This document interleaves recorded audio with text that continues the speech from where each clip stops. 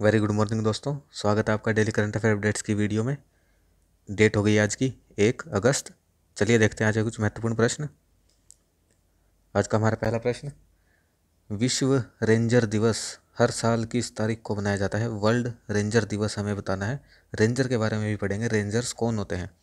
बताइए किस डेट को मनाया जाता है यह दिवस। इसका सही उत्तर होगा डी, 31 जुलाई को यह दिवस मनाया गया। इसके बारे में अगर हम पढ़ें तो विश्व रेंजर दिवस हर साल 31 जुलाई को ड्यूटी के दौरान मारे गए या घायल हुए रेंजरों की याद में दुनिया की प्राकृतिक और सांस्कृतिक विरासत की रक्षा के लिए रेंजर्स द्वारा किए गए अपने कार्य का जश्न मनाने के लिए मनाया जाता है। विश्व रेंजर दिवस उनके महत्वपूर्ण कार्यों का समर्थन करने का अवसर प्रदान करता है जो पर्यावरण अभियान से लेकर शिक्षा तक है। यानी वो पर्यावरण से लेकर और शिक्षा तक इतने महत्वपूर्ण कामों में अपनी ड्यूटी देते हैं। यह दिन ड्यूटी के दौरान अपनी जान गंवाने वाले रेंजरों को श्रद्धांजलि देने के का भी अवसर है। एक रेंजर आमतौर पर वन रेंजर या पार्क रेंजर को संदर्भित करता है। 1992 में इसी दिन इंटरनेशनल रेंजर फेडरेशन की स्थापना हुई थी, इसीलिए रेंजर डे बनाया जाता है। रेंजर एक तरह से जैसे जो सिक्योरिटी गार्ड्स होते हैं वह। विश्व रेंजर दिवस अंतर्राष्ट्रीय रेंजर महासंघ द्वारा मनाया जाता है और पहली बार इसे 2007 में जो है आयोजित किया गया था। तो अंतर्राष्ट्रीय रेंजर महासंघ ये फेडरेशन 1992 में बनी थी। 31 जुलाई को यह दिवस मनाया जाता है। अगला प्रश्न, कोरपेट एक सैन्य अभ्यास, कोरपेट नाम का 36वां संस्करण इसका भारत और किस देश के बीच हुआ? बताइए। कोरपेट, इसका सही उत्तर होगा सी, इंडोनेशिया। जी हाँ, भारत और इंडोनेशिया के बीच होने वाला यह सैन्य अभ्यास है। भारत और इंडोनेशिया के बीच कोरपेट का 36वां संस्करण 30 और 31 जुलाई को 2021 हिंद महासागर में आयोजित किया गया। भारतीय नौसेना पोत INS किसने? सरयू ने इसमें भाग लिया। तो यह इंपॉर्टेंट हो जाता है नाम, सरयू ने। यह एक स्वदेशी निर्मित अपतटीय गश्ती पोत है। इंडोनेशियाई नौसेना पोत कौन सी? KRI बंगटोमो, ये नाम है, अटपटा सा नाम, लेकिन उनकी लैंग्वेज के हिसाब से KRI बंगटोमो समन्वित गश्त कोरपेट जो है इसमें भाग ले रही है। तो भारत की तरफ से सरयू और इंडोनेशिया की तरफ से यह पोत। अगला प्रश्न, निम्नलिखित में से किसे प्रतिष्ठित महाराष्ट्र भूषण पुरस्कार 2021 मिलेगा? इनमें से बताइए। महाराष्ट्र भूषण पुरस्कार 2021, इसका सही उत्तर होगा ए, आशा भोसले जी को। मुख्यमंत्री उद्धव ठाकरे की अध्यक्षता वाली महाराष्ट्र भूषण चयन समिति, इसके द्वारा इनका नाम सर्वसम्मति से पार्श्व गायिका आशा भोसले के यह प्रतिष्ठित पुरस्कार देने के लिए चुना गया। आशा भोसले हिंदी सिनेमा में पार्श्व गायन के लिए जाना जाता है, हालांकि उनके पास व्यापक प्रदर्शनों की सूची है। भोसले का करियर 1943 में शुरू हुआ था और 7 दशकों तक चला। उन्होंने 1000 से अधिक फिल्मों में पार्श्व गायन किया है। आशा भोसले को आधिकारिक तौर पर Guinness book of world records द्वारा किस रिकॉर्ड के लिए संगीत इतिहास में सबसे अधिक रिकॉर्ड की गई कलाकार के रूप में स्वीकार किया है? तो संगीत के इतिहास में सबसे अधिक रिकॉर्ड, सबसे अधिक वॉइस रिकॉर्ड की तरह इस कलाकार को चुना गया Guinness world book of world record में। भारत सरकार ने उन्हें 2000 में दादा साहेब फाल्के अवार्ड और 2008 में पद्म विभूषण से सम्मानित किया। भोसले जो है वो पार्श्व गायक हैं, लता मंगेशकर की बहन है और प्रमुख मंगेशकर परिवार से आती हैं। दादा साहेब फाल्के पुरस्कार से याद आया कि 2020 का तो दादा साहेब फाल्के पुरस्कार है वो किसे दिया गया? बताइए, कमेंट करके ज़रूर बताइए। अगला प्रश्न, मेडिकल कॉलेज प्रवेश के संदर्भ में अखिल भारतीय कोटा योजना जो है किस वर्ष शुरू हुई? ऑल इंडिया कोटा किसमें? मेडिकल कॉलेजेस में। यह न्यूज़ में था, सरकार ने मेडिकल कॉलेजेस में कुछ कोटा बढ़ाया, इसीलिए यह प्रश्न डाला गया है। इसका सही उत्तर होगा सी, 1986 1986 में सर्वोच्च न्यायालय के निर्देश के तहत अखिल भारतीय कोटा योजना शुरू की गई। इसे किसी भी राज्य के छात्र को अधिवास मुक्त योग्यता आधारित अवसर प्रदान करने के लिए उद्देश्य से पेश किया गया था जो दूसरे राज्य में स्थित मेडिकल कॉलेज का अध्ययन करने की इच्छा रखता है एक स्टेट से है और दूसरे स्टेट में जाना चाहता है तो उसको अधिवास, मुफ्त योग्यता और आधारित अवसर। इस योजना में सरकारी मेडिकल कॉलेज में यूजी अंडर ग्रेजुएट की सीटों का 15% और पीजी की सीटों का यानी पोस्ट ग्रेजुएट की सीटों का 50% शामिल है। न्यूज़ में क्या था, केंद्र स्वास्थ्य मंत्रालय ने हाल ही में घोषणा की कि ओबीसी जो है अन्य पिछड़ा वर्ग, उनके लिए 27% आरक्षण और आर्थिक रूप से कमजोर ईडब्ल्यूएस के लिए 10% आरक्षण यूजी में और पीजी में मेडिकल के लिए अखिल भारतीय कोटा योजना के तहत दिया जाएगा। तो यह इंपॉर्टेंट न्यूज़ थी। ओबीसी को 27% और ईडब्ल्यूएस को 10%। हमें यह आंकड़े भी याद रखने हैं। अगला प्रश्न, भारत के कितने टाइगर रिजर्व को global conservation assured tiger standards की मान्यता प्राप्त हुई? बताइए कितने थे? कुछ भारतीय टाइगर रिजर्व्स को global conservation assured tiger standards की मान्यता प्राप्त हुई। इसका सही उत्तर होगा डी, 14 है। अंतर्राष्ट्रीय बाघ दिवस के अवसर पर भूपेंद्र यादव, कौन है ये? पर्यावरण, वन और जलवायु परिवर्तन मंत्री।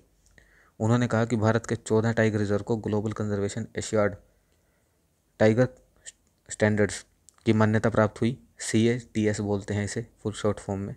14 मान्यता प्राप्त बाघ अभ्यारण्य जो है वो कौन कौन है? असम के। तो ये बाय नेम भी आ सकता है कि मानस कहाँ है, काजीरंगा कहाँ है, औरंग कहाँ है। तो हमें देखना है असम में मानस, काजीरंगा, औरंग।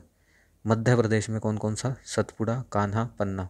महाराष्ट्र का पेंच, बिहार का वाल्मीकि और उत्तर प्रदेश का दुधवा। पश्चिम बंगाल में सुंदरबन, केरल का परम्बिकुलम, कर्नाटक का बांदीपुर और तमिलनाडु में मुदुमलाई, अन्नामलाई। इन 14 को जो है यह स्टैंडर्ड्स में एश्योर किया गया। CATS जो है मानदंड का एक सेट है जो बाघों और उनके संरक्षण के प्रबंधन के लिए सर्वोत्तम अभ्यास और मानक निर्धारित करता है। यह विश्व स्तर पर स्वीकृत संरक्षण उपकरण है। CATS को 2013 में लॉन्च किया गया था। इसे बाघ और संरक्षित क्षेत्र के विशेषज्ञों द्वारा विकसित किया गया था। 2022 में बाघों की संख्या को दुगना करना जो है इसका वैश्विक लक्ष्य है। T*2 एक महत्वपूर्ण हिस्सा है और इसका दीर्घकालिक लक्ष्य क्या है? बाघों के लिए सुरक्षित स्वर्ग सुनिश्चित करना, यानी उनका जो हैबिटेट है वो अलग से बनाना, उनको अच्छे से पालना पोसना। अगला प्रश्न, AI फॉर ऑल पहल जो है किस कंपनी ने CBSE और शिक्षा मंत्रालय के सहयोग से स्टार्ट की? AI फॉर ऑल इनिशिएटिव किस कंपनी का है? इनमें से बताइए। CBSE और मिनिस्ट्री ऑफ एजुकेशन तो है ही। इसका सही उत्तर होगा बी, इंटेल। जी हाँ, इंटेल कंपनी जो इंटेल के प्रोसेसर्स बनाती है। इंटेल, CBSE और शिक्षा मंत्रालय ने 29 जुलाई को AI फॉर ऑल पहल शुरू करने की घोषणा की। इस पहल का मुख्य उद्देश्य क्या? भारत में सभी के लिए आर्टिफिशियल इंटेलिजेंस यानी AI की बुनियादी समझ पैदा करना है। AI फॉर ऑल जो है 4 घंटे का स्वय गति से सीखने का कार्यक्रम है। यह छात्रों, घर में रहने वाले माता पिता या पेशेवरों, प्रोफेशनल्स और कामकाजी माता पिता, वरिष्ठ नागरिकों पर लागू होता है। यह कार्यक्रम 2 भागों में विभाजित है। 4 घंटे का है, 2 भागों में विभाजित है। AI पहले जागरूकता और फिर AI प्रशंसा, ये 2 भाग होंगे। किसने शुरू किया? इंटेल, CBI और शिक्षा मंत्रालय। यह इंपॉर्टेंट है। अगला प्रश्न, जुलाई 2021 में जारी ICMR के चौथे सीरोलॉजी सर्वेक्षण के अनुसार किस राज्य की सबसे अधिक पूछी है? कोविड-19 सीरो प्रचार है। देखिए, सीरो प्रेवलेंस या सीरो प्रचार क्या होता है? वैक्सीन लगी, उसके बाद जो बॉडी में एंटीबॉडीज़ बनते हैं, एंटीबॉडीज़। अब ज़्यादा एंटीबॉडीज़ का मतलब ज़्यादा उसकी रोग प्रतिरोधक क्षमता। तो ज़्यादा एंटीबॉडीज़ किस में बने, किस स्टेट में बने? बताइए। ICMR की सीरोलॉजी सर्वे के अनुसार सी, मध्य प्रदेश इसका उत्तर होगा। ICMR के चौथे राष्ट्रीय सीरोलॉजी सर्वेक्षण के अनुसार मध्य प्रदेश में सबसे अधिक कोविड-19 सीरो प्रचलन है, केरल में सबसे कम है। इस सर्वे में 21 राज्यों को शामिल किया गया था। राज्यवार अनुमानित प्रसार 28 जुलाई 2021 को जारी किया गया। मध्य प्रदेश, राजस्थान और बिहार उच्च सीरो दर वाले 3 शीर्ष में 3 है। मध्य प्रदेश में 79%, राजस्थान में 76, बिहार में 75 तो ये आंकड़े तो नहीं, लेकिन ये मध्य प्रदेश और केरल आपको जरूर याद रखना है। केरल में सिर्फ 44%। उच्च सीरो प्रचलन का अर्थ देखिए, सीरो प्रचलन एक आबादी में किसी विशेष वायरस के प्रति एंटीबॉडी बनाने वाले व्यक्तियों की आवृत्ति को संदर्भित करता है। उच्च सीरो प्रचलन का मतलब अधिक एंटीबॉडी, इसका मतलब अधिक प्रतिरक्षा, और कम का मतलब कम एंटीबॉडी और कम प्रतिरक्षा। तो सबसे अधिक मध्य प्रदेश में, सबसे कम केरल में। अगला प्रश्न, पहली G20 संस्कृति मंत्रियों की बैठक निम्न में से किस शहर में हुई, बताइए।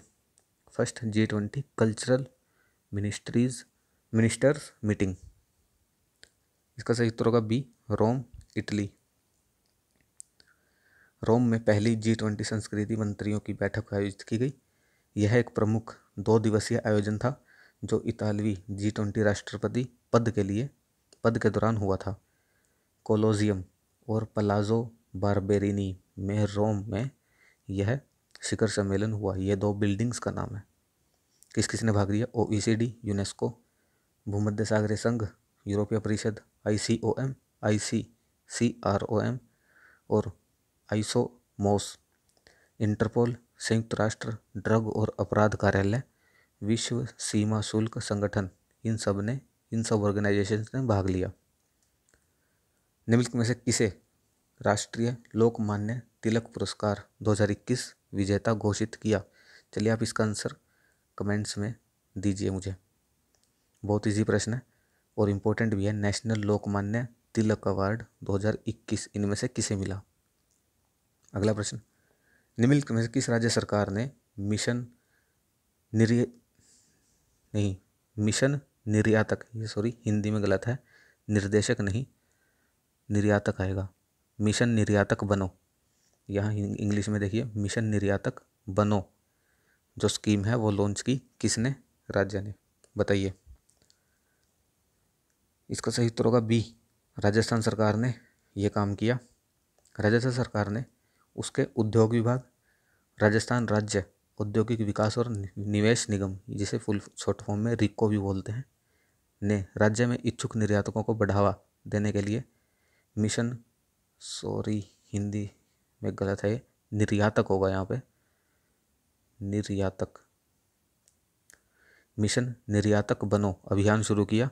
इस अभियान का उद्देश्य 6 चरणों में उन स्थानीय व्यापारियों को पंजीकृत करना है, उनका समर्थन करना है जो विदेशों में अपने व्यापार का विस्तार करना चाहते हैं। निर्यातक तभी तो बनेंगे वो, एक्सपोर्टर। तो ये था आज का हमारा लास्ट प्रश्न। अपना जो कमेंट है, जो स्कोर है वो कमेंट करके ज़रूर बताइए, और जो मैंने वो प्रश्न पूछा उसका आंसर भी ज़रूर बताइए। धन्यवाद। Have a nice day.